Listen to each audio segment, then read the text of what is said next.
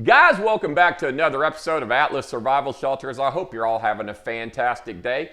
Guys, the guy in the video today is Shane Connor from a company called KI4U. He's the guy that's done a couple videos on my channel. He has the little nuke alert, the little keychain thing, and he's done videos about the radiation detectors. Well, he recently gave a seminar at a hotel, and I got the footage, and I was going to play it for you because he kind of answers all the questions that you're curious about. So I hope you enjoy the video today.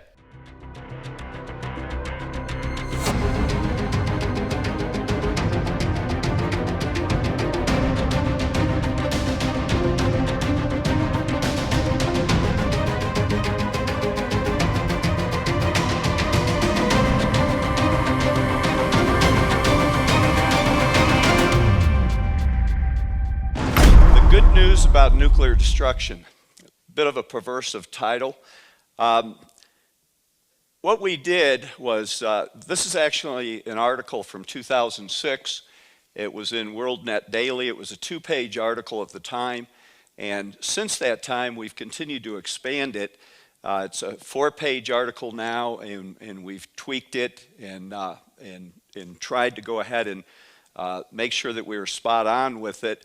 And in a nutshell, what the good news is that nuclear disaster, nuclear weapons, if and when we ever see them, they're much more survivable than the general public thinks. And we're trying to get through to people to go ahead and get civil defense training turned back on by the federal government.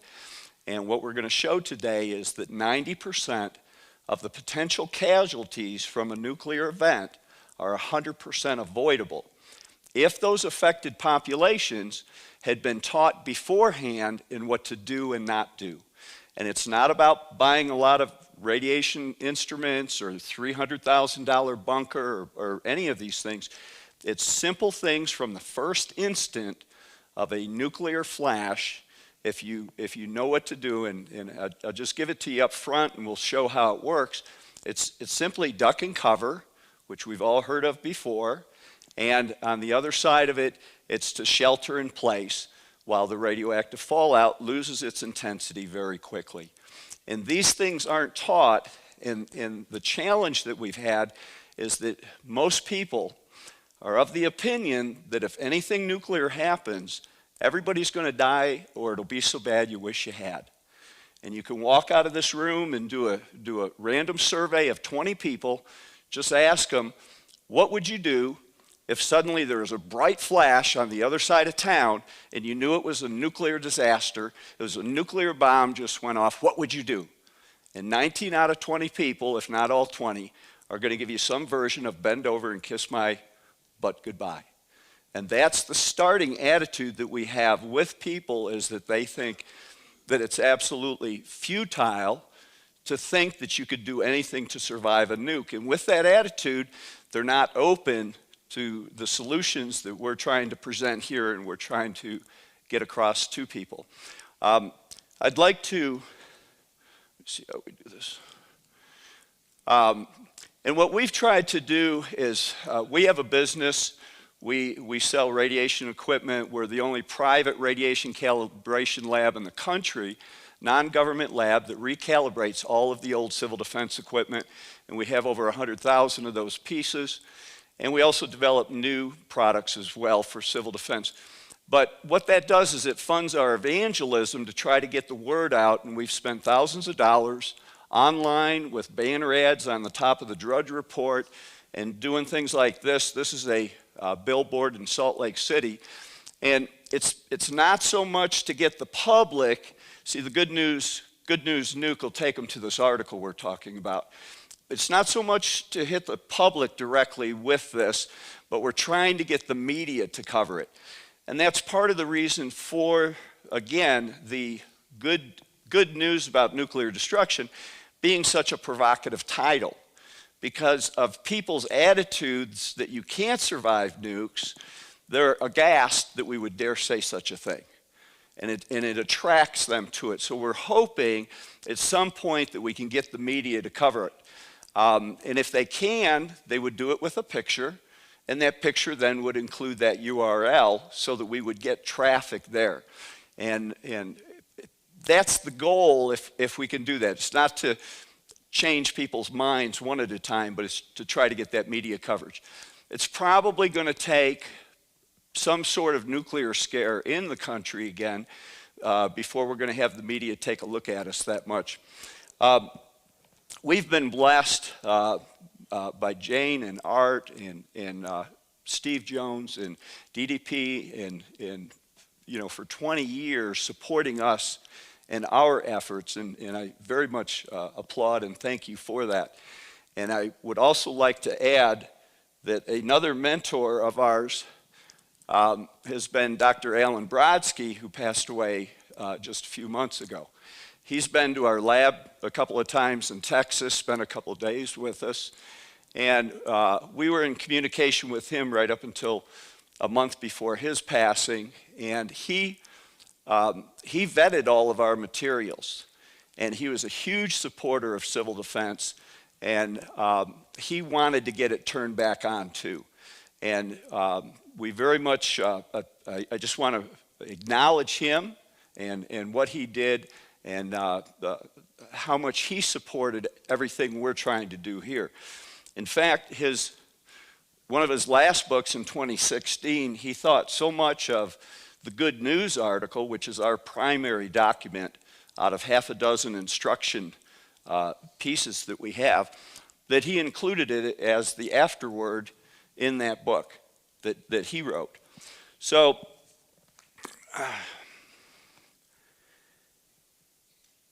tragically, the biggest problem that we have is most Americans won't give credence to this good news. And they're absolutely, I mean, it's appalling how many people you'll talk to. And I give you, this is crazy. We have dealers that sell our products, and some of them are preppers personally. They're prepped for everything.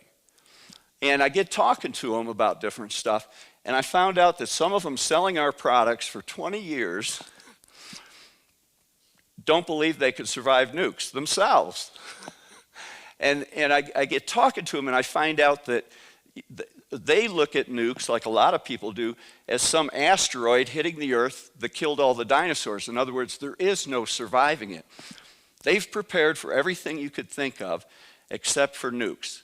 They are in the same camp as the general public. It is that pervasive. And what we've had happen, well, first let me tell you real quick. Toshi Kanu spoke last year at this event, and he is the last closest to ground zero Hiroshima survivor. And we got talking to him a couple years ago, and he saw what we were doing, and he recognized that most of the casualties they had in Hiroshima and Nagasaki were because the people were unfamiliar with the unique effects of a nuclear bomb. We've got a flash, we've got a delayed blast, and we've got radiation later. And what happened was, people not knowing anything about duck and cover, they have this unique flash in the sky that no one had ever seen before. And what did they do? They all rushed outside to see the source of this bright flash that just happened, or they ran to the nearest window, and they all got there just in time for the delayed blast wave to go ahead and shred them. And that is what happens.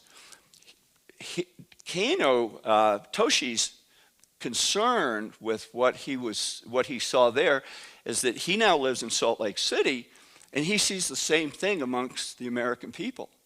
He sees the same level of, I don't want to say ignorance, but just lack of knowledge of what you're up against. And he's concerned that the American people are no better than the people were in Hiroshima the day before the nuke went off, as far as knowing what to do. I mean, that is a tragic thing that we're in that state. But it's even worse. I'll take it another step. The American people aren't ignorant of the effects of a nuke and how to protect themselves. They're just the opposite. They're closed-minded. They think they already know. And they believe, and again, you can do this survey, you can do it anywhere in your own town.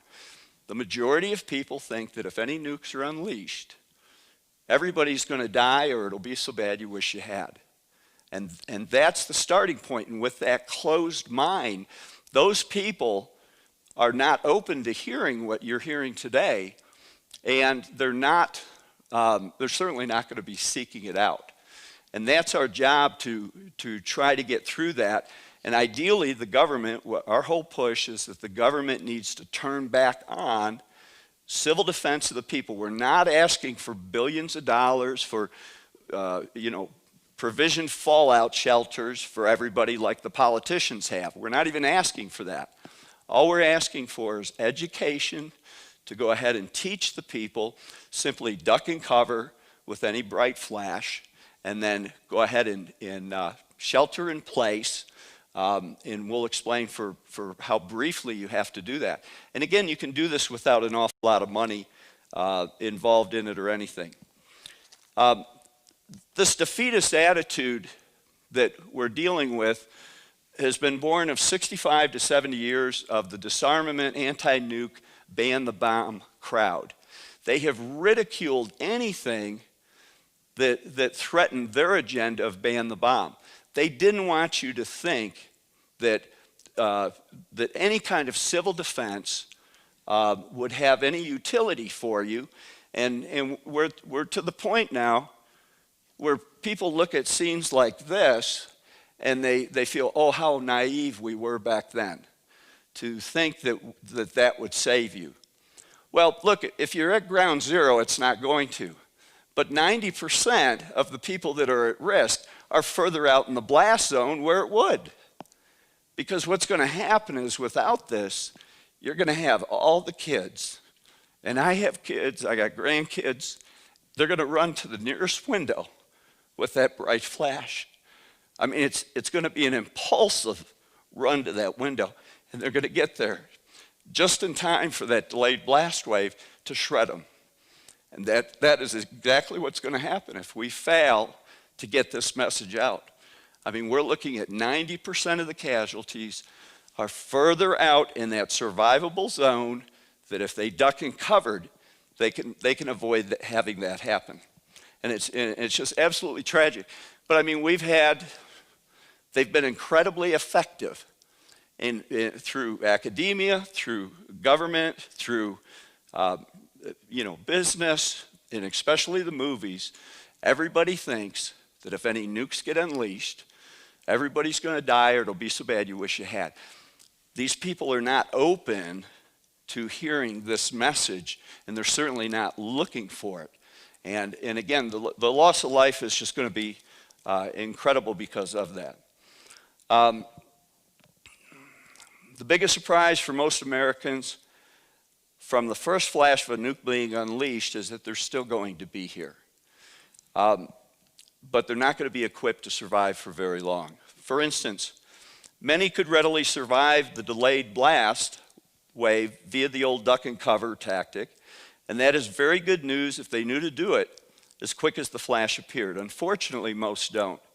And even fewer know how to later survive the coming radioactive fallout, which could eventually kill many times more than the blast.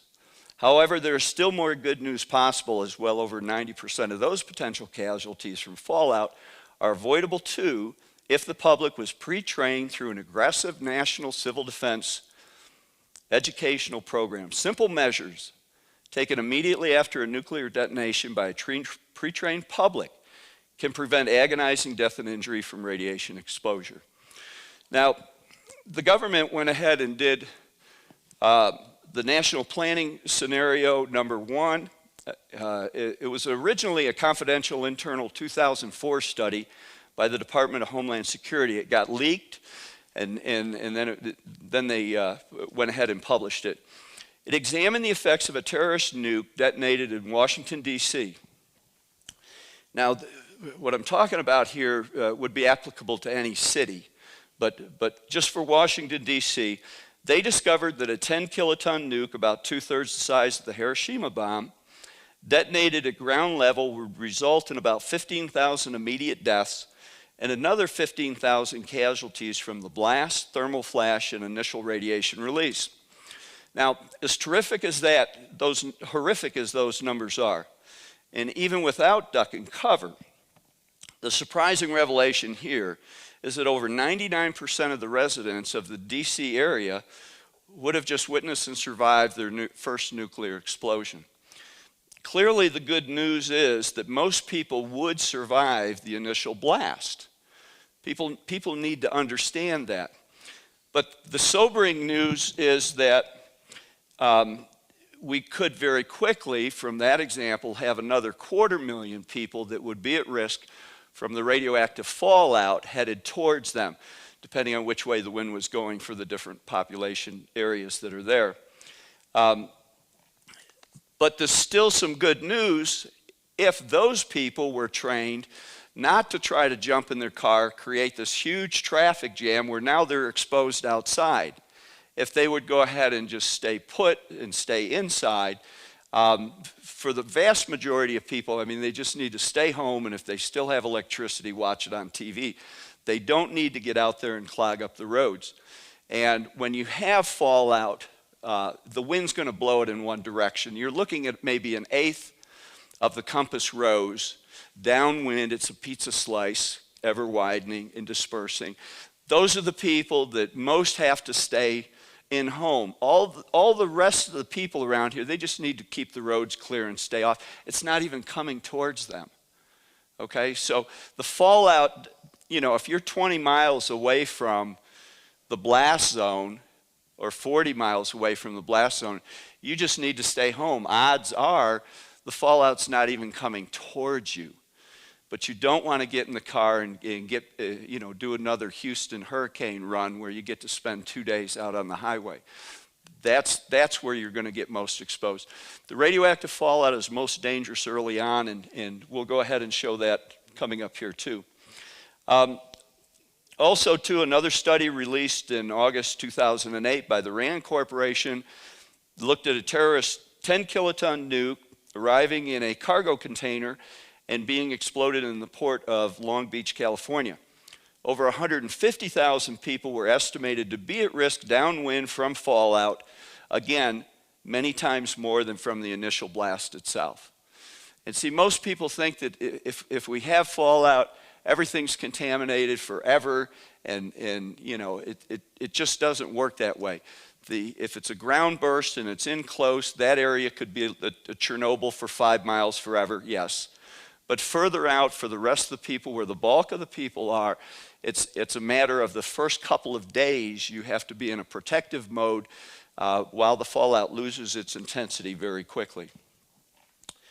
And again, the good news here, that these much larger numbers from radioactive fallout are largely avoidable too, but it only applies to those that have been pre-trained beforehand in what to do.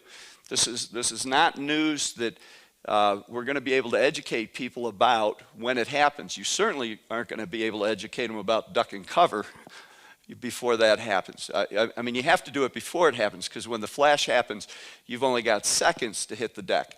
And by the way, when we talk about hitting the deck, even if you got caught out in the open, simply laying flat on the ground cuts by 8-fold the possibility of you being hit by any projectile or being picked up and becoming a projectile. So you treat this like a tornado. When the blast wave comes through, you're looking at 3 seconds further out in the blast wave. When the wind is lower, it'll be 4 or 5 seconds, but up close where it's really strong, tornado strength, all the way up to 300 mile an hour, you're looking at a 2.8 second blast of wind. And you treat it like a tornado. And you don't run to the nearest window to see what the bright flash was to be shredded by that coming in at you.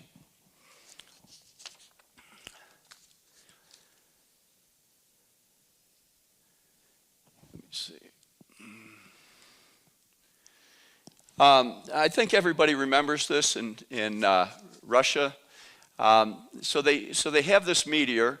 It's causing quite a brightness, And what people were impulsively doing was running to the nearest window to see, what this was, what is going on. And over 1,500 people were injured from the delayed shock wave exploding inward the window glass they were all scanning the winter sky with. And, and this is what we're talking about. So, this is a quote from one report here. A fourth grade teacher in Chelyabinsk,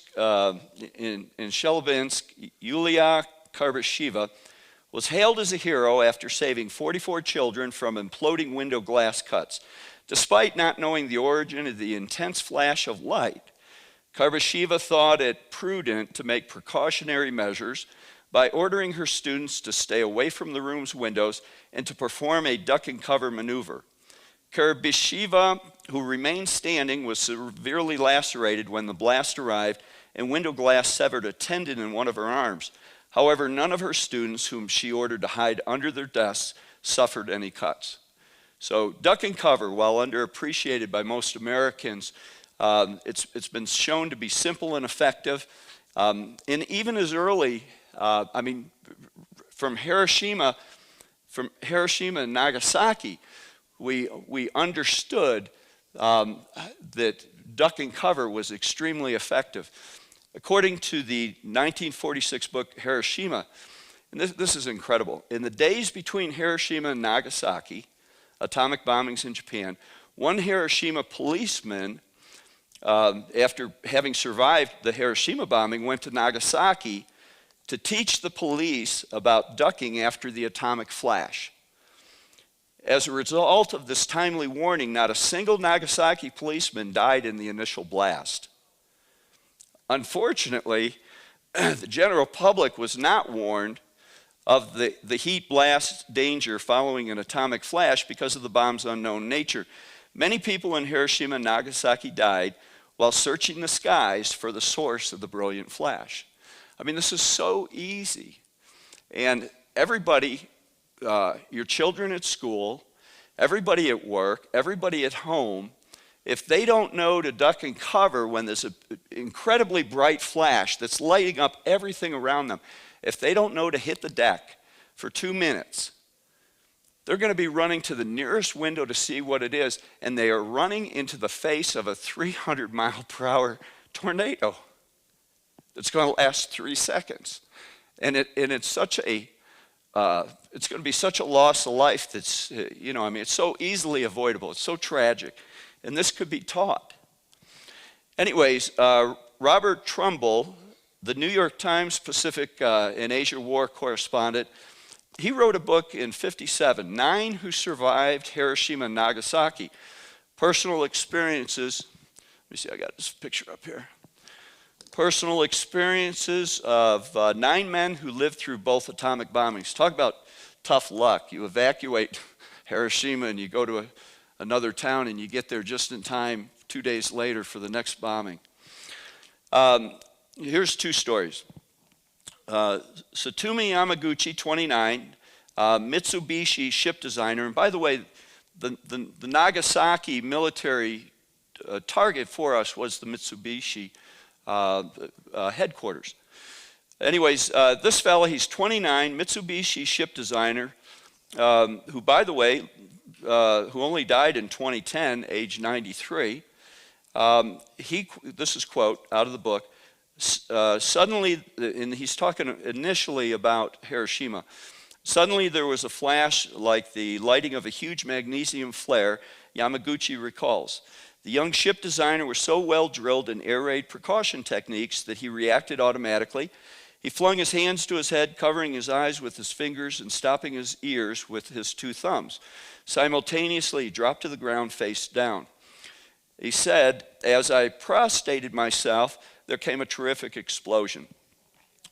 The left side of his face and arm facing the fireball were burned, and he returned to Nagasaki, experiencing the second nuclear explosion on the 6th floor of the headquarters office of Mitsubishi.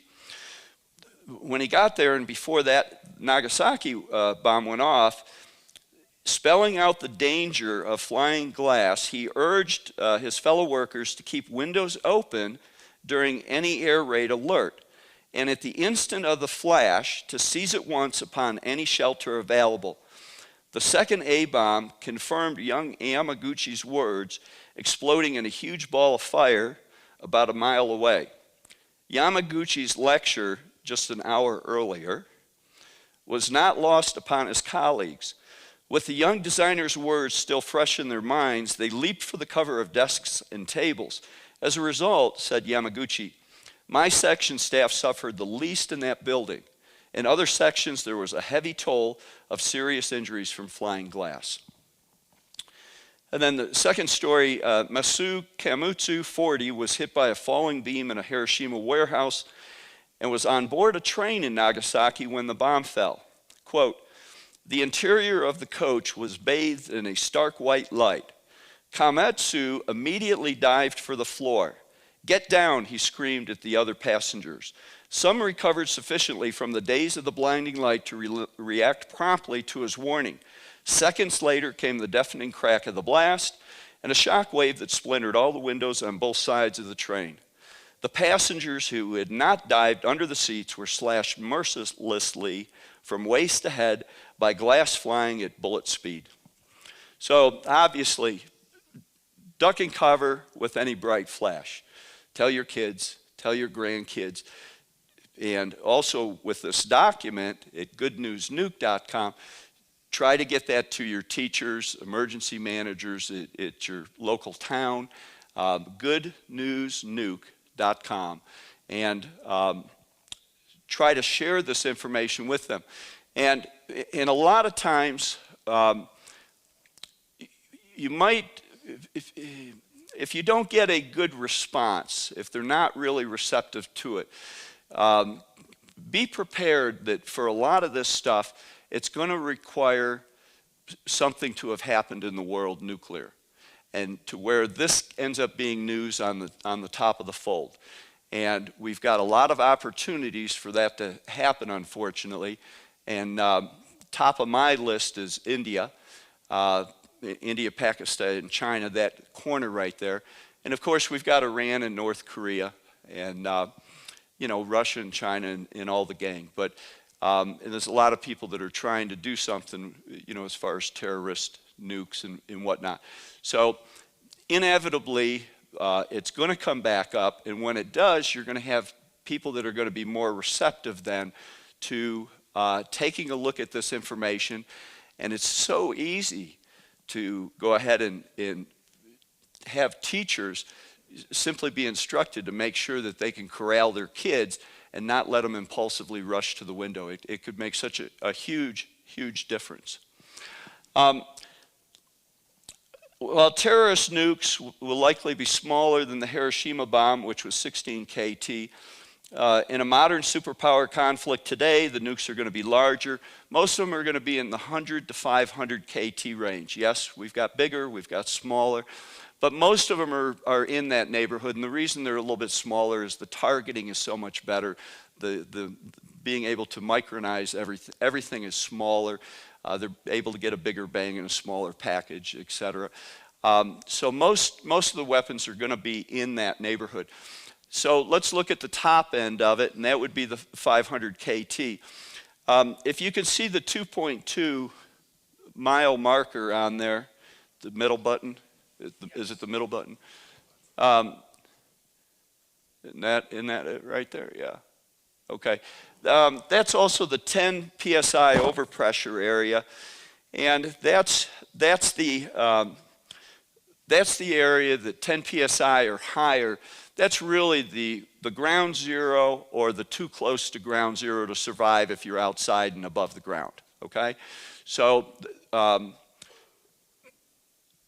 you know, obviously nuclear weapons are horrific, et cetera, but the actual unsurvivable area, and we could lose you know, thousands of people, tens of thousands of people. But when you look at this, the blast zone goes much further than the area of total destruction. And at that 2.2 mile marker, You have the flash happen at the 2.2 mile marker. It's going to be 8 seconds before the blast wave arrives. You have no excuse to get below the height of windows or to hit the deck somewhere wherever you are, unless you're on a boat or a farmer out in the middle of a field. But even then, you need to be able to go ahead and hit the deck immediately. Now, for all of the, for even further out, you're talking about even more time, out to 20 seconds. So you do not have an excuse to not try to avoid the coming blast wave, okay? And if the population is evenly distributed over this area, what we're looking at is that the area where you're going to have casualties and fatalities is actually, that's where we get the 90% number from. There's actually there's 15 times more people outside of the area of total unsurvivable destruction at ground zero, inside of that 2.2 miles. And remember, we're picking the bigger bomb here too, at the 500 KT. Just, we didn't want anybody to say we're being too conservative. But you're looking at 15 times more people outside the area of total destruction that if they will duck and cover, they have a great chance of surviving this. But if they're going to impulsively do what most untrained people are going to do, running to the nearest window to see what that bright flash was, they're going to catch that 300-mile-an-hour blast right in the face. By the way, it's just under 300 miles per hour at the 2.2 marker, and that is for 2.8 seconds, the duration. That wind, by the time you get to the furthest part, the 1 psi, it's down to just 35 miles per hour. So I mean, it drops very quickly, and you're also looking down there, it taking like 5 or 6 seconds at 35 miles per hour. So it drops. The gradient is very quick, but duck and cover is what it's all about.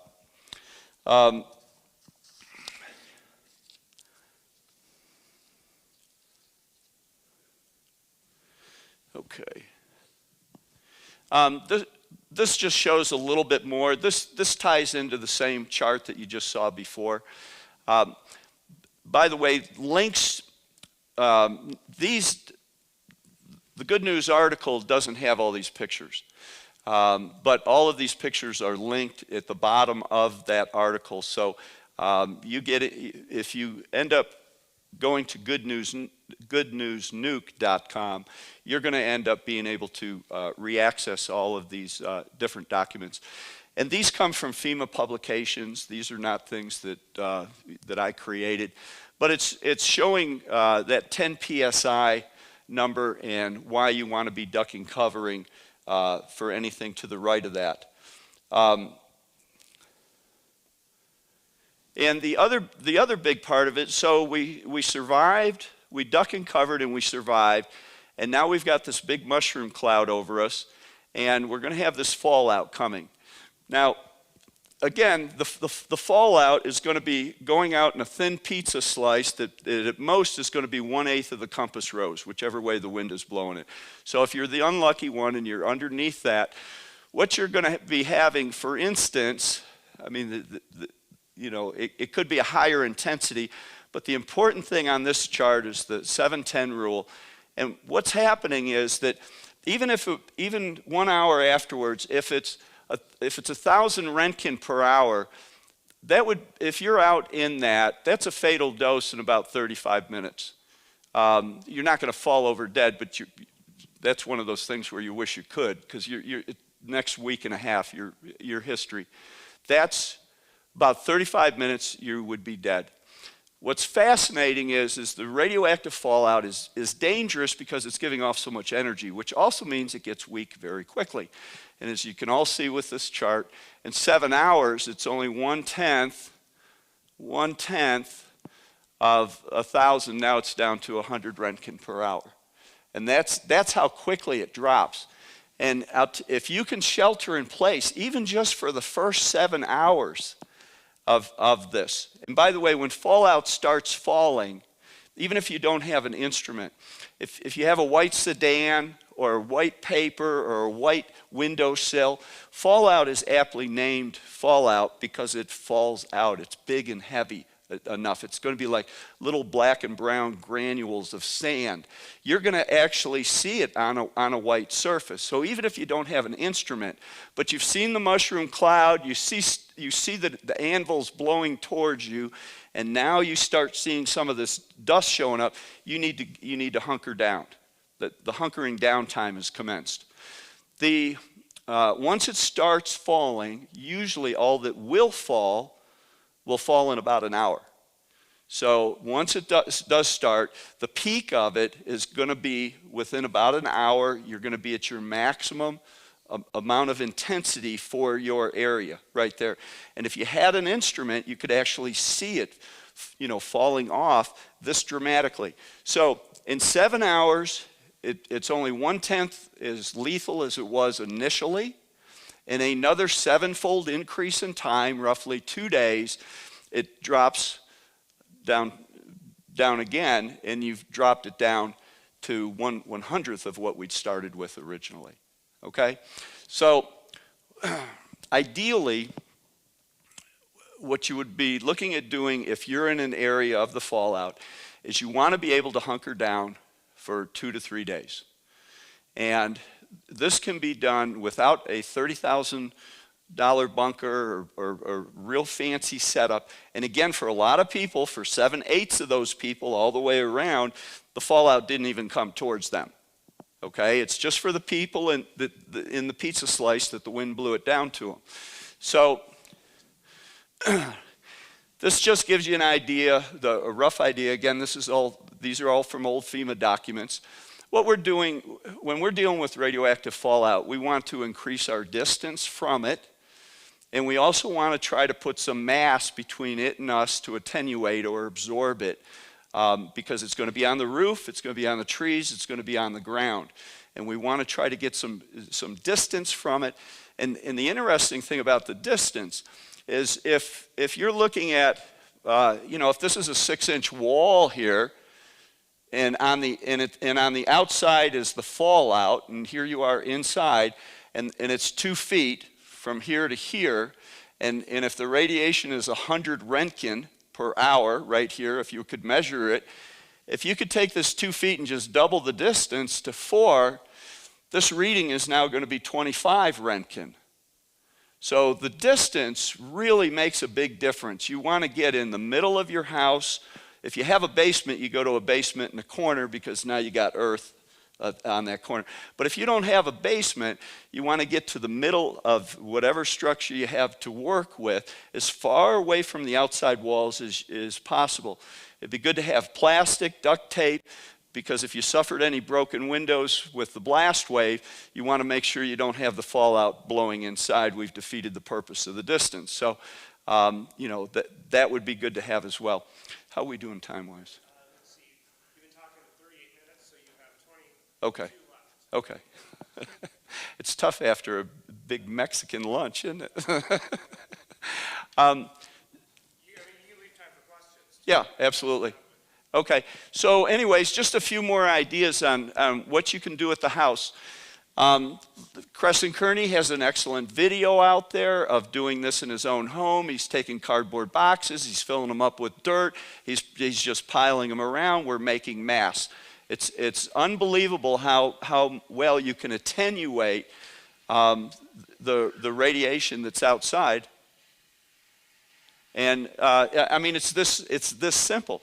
You want to pile it up around you and above you. Now, what you're looking at here is somebody in a basement, and they're in a corner, and the earth on the outside is above the height of the table that they're going to get under.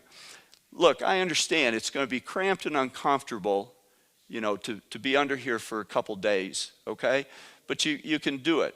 And even if you could only do it for 1 day, then throw a bed mattress or something in there so at least you sleep in it the next night. That would protect you, even more for those 8 hours. So this is the kind of thing that anybody can do, and you could do it very quickly too if you didn't have much time to go ahead and put it together. Is that right side up? Yeah. So that's just more of it. You're just, anything with weight, anything that's heavy will do the job. Lead is nothing special. Pound for pound, it's the same as feathers. It's just that this much lead and that much feathers, you know. So I mean, wood, steel, anything. Listen, if you're storing water or food or anything else, wrap yourself with that. And there's nothing like irradiating all of that food. It'll just keep it fresher longer, you know. And it doesn't hurt the food. If you have a water container, for instance, and it's outside and the fallout is all over it, that water is perfectly fine. You need to dust it off and rinse it off before you bring it in, and be careful you don't, have any of the fallout particles get it. But you pour that water out and use it, it's perfectly fine. I mean, the radiation went through it like you get an X-ray, you don't come out of there radioactive, right? Okay, so it's the same thing. So you could wrap this corner you're building can be wrapped with 50-gallon barrels of water, your food, ammo, anything that's got weight, go ahead and have it there. It's so easy to do. And again, just suck it up. It's cramped and uncomfortable for 2 days, and you got a great story for the grandkids, and you'll be a survivor. I mean, that's all we're talking about here. I mean, it really is that simple. And FEMA's got some publications. Dirty little secret, I understand, though, is that they produced a lot of these without testing many of them. This particular one, I'm not impressed with the amount of shielding that they have here. But I like the lean-to idea. But I would go ahead and have a lot more heavy stuff here, rather than just going with that right there. We built these. We don't do them anymore, but it'll give you an idea of what you can do. This is road culvert. You can have anybody go ahead and weld these ends on here. Does this look familiar, Art? And anyways, 3 foot deep, and there's a bunch of people in one right there. And again, even just for the first 7 hours, to have it go from a lethal 1,000 Roentgen down to 100 Roentgen is worth it, you know? So anyways, we like the size of this because it would fit on a pickup truck, and we would just sell them. This is interesting. In August of 2010, DHS and FEMA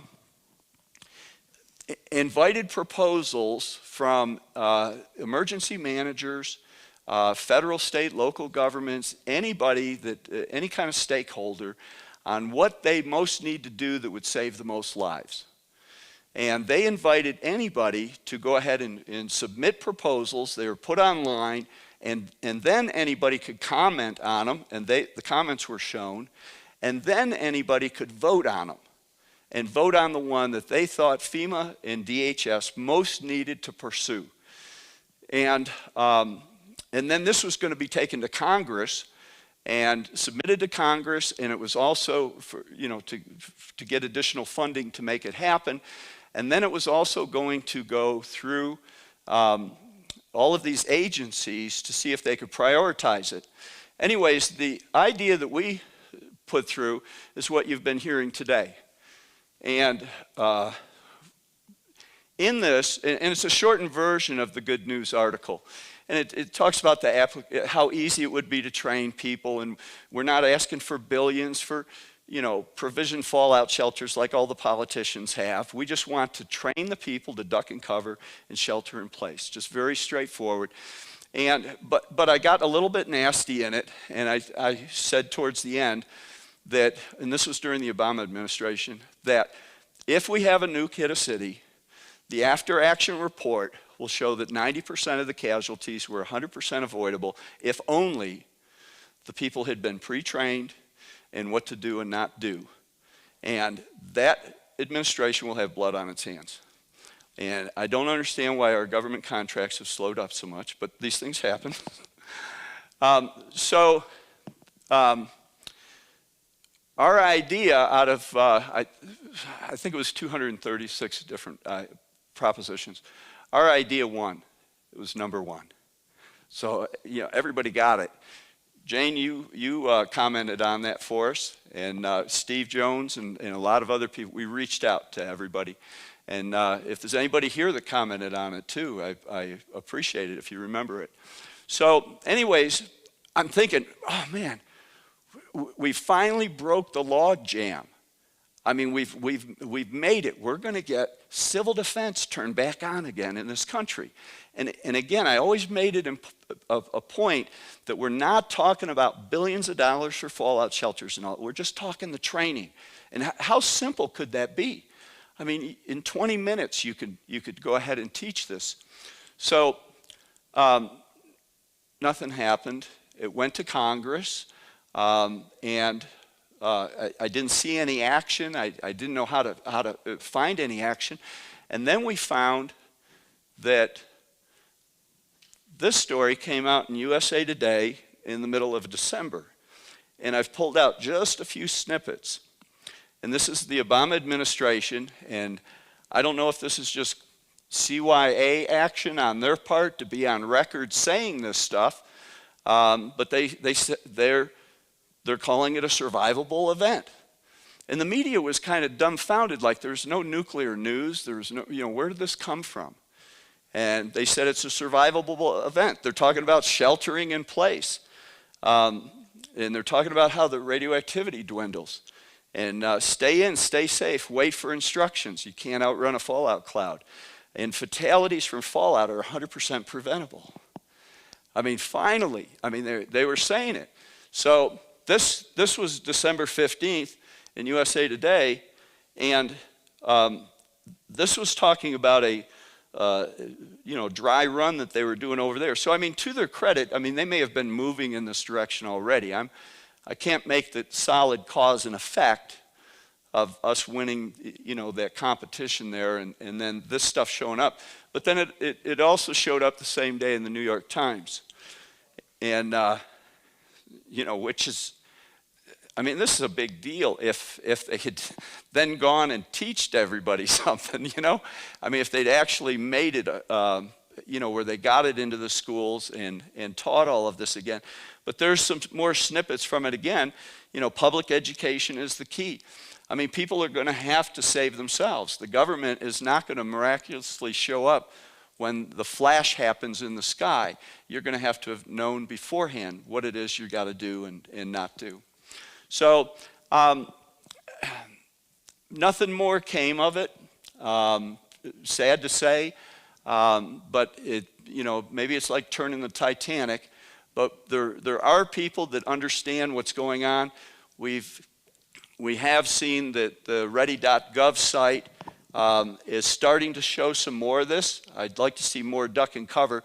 They're very big on shelter in place, which is good because, as we talk to emergency managers, or you do, your local ones, it's not all what we've produced here. You can go ahead and point and find a lot of these same things are right in here. Now, again, because of people's prejudice, that still is in place. Everybody thinks if any nukes are unleashed, everybody's going to die or it'll be so bad you wish you had. That has not gone away. That's what we're always having to deal with. So most people aren't seeking this out. So what I would suggest is if you can make some inroads with your local emergency managers, great. If you can't, be ready for a nuclear event somewhere in the world where all of a sudden they are interested. And you have to be ready to point them to the materials that they then can get in the newspaper or on the news, because they're going to have people coming to them saying, what do we do if a nuke went off here? Nukes are inevitable in our lifetime. If we live, for most of us living a reasonable lifetime, we're going to see a nuke fired in anger again. I wish it weren't true. I got kids, I got grandkids. But it's the cat's out of the bag, the horses out of the barn, all of those things. And we need to go ahead and deal with that. And if you have any ins with your local school, your school district, etc., how easy would it be to show them the Russian thing and what happened there? I mean, you could talk to them about what if a meteor happened here? Do your teachers know to do this? And then that would apply for a bright flash from whatever the source is. So this is what we hope. Until the federal government takes the lead on it, we have to do whatever we can in our own communities to try to push it forward more. My time going? Okay, just to wrap up then.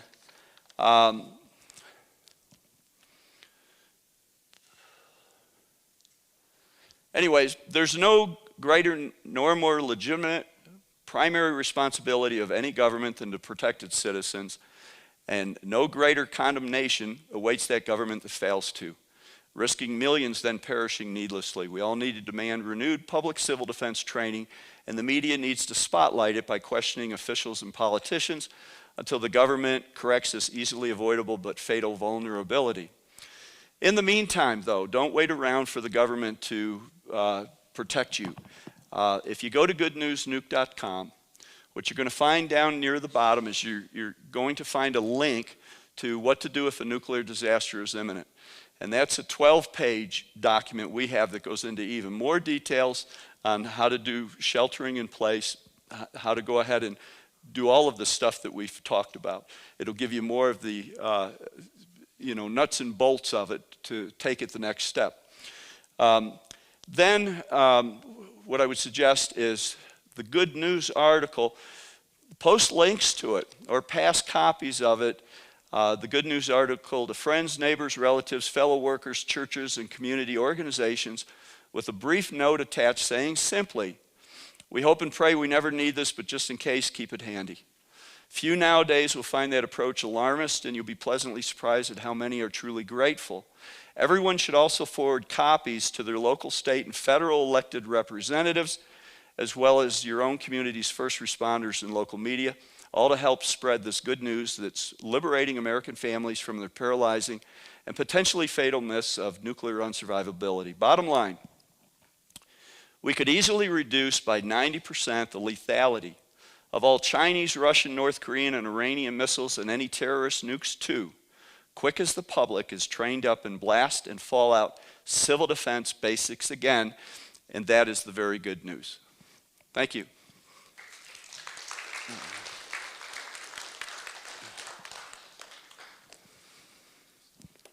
Any questions?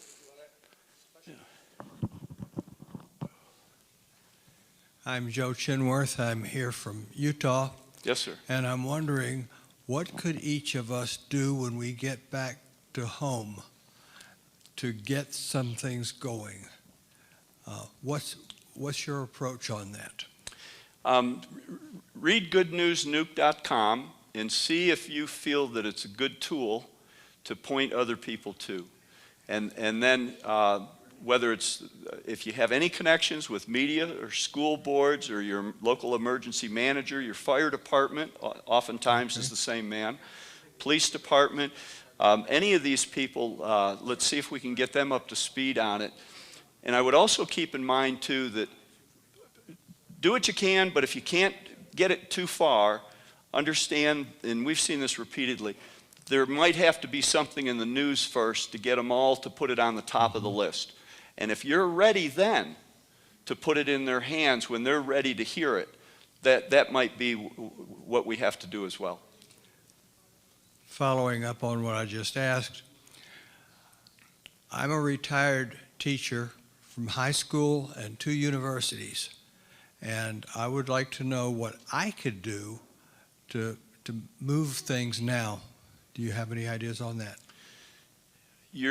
I would start with any of your numerous contacts that you have from that career, and I'd point them to the goodnewsnuke.com, and I would ask them their opinion. Say, hey, what do you think about this? So you're not coming in there trying to sell them hard on it or anything else. Just say, hey, what do you think about this? And then see if the dialogue can commence from that point. Okay, thank you very much. You bet, thank you. Mr. Connor, I believe your company produces, calibrates, and sells radiation detection equipment. Yes, sir. I believe on your website you had at one time posted a note that your most popular radiation meter was not available for the public because you sold too many or there were too many orders from the government. Are they available again? And maybe you could just generally say what are the products that are available? Well, we're the only private radiation calibration lab in the country, non-government lab, that recalibrates and recertifies all of the old civil defense equipment, and we have a large inventory of them too. And people send us theirs, they get off eBay or elsewhere, and we've been doing that for quite a while. We also manufacture the Nuke Alert, the little keychain attachable one, and we had a bigger one that you're speaking of, the Nuke Alert ER that we were doing with the government. That's the one I have. Okay. Well, you're a fortunate man because it's out of production at this point. But you still maintain and calibrate those, Yes, correct? we are. Yes, we are. Yeah, we're supporting it. And Well, why did you take that out of production, if I may ask? so, about a year ago. No, I mean, why did you take that? We spent millions of dollars. We were working with the government. We had them set up as fallout reporting stations across the country. And we were producing numbers for FEMA and DHS, and we wanted one on every post office from coast to coast so we could track anything going on. And we spent millions of dollars and with promises of contracts and things that did not come through. I ran out of money. So. I live 30 miles from Omaha, and I don't know if we're still ground zero because of STRATCOM or anything, but so 30 miles, let's say I live in a small town. How far, and in terms of like growing food and living, staying where you are, how far from a 50 kiloton weapon, maybe you can't answer that, but I'm just curious, how far, if you're 30 miles away from a major city and they get nuked, are you fine? You're fine. Okay. You're absolutely fine. You really are. And now, again, you might be in that 1/8 where the wind that day was, blowing the fallout your way. But we have a document on our website that was it was a government document, and we reproduced it. And it talks about protecting your farm, your ranch, your animals from fallout. And it's really quite fascinating. And it's still practical. I mean, radiation effects and everything haven't changed. And so that's available on our website too. We good? Great. Thank you very much. Okay. You bet.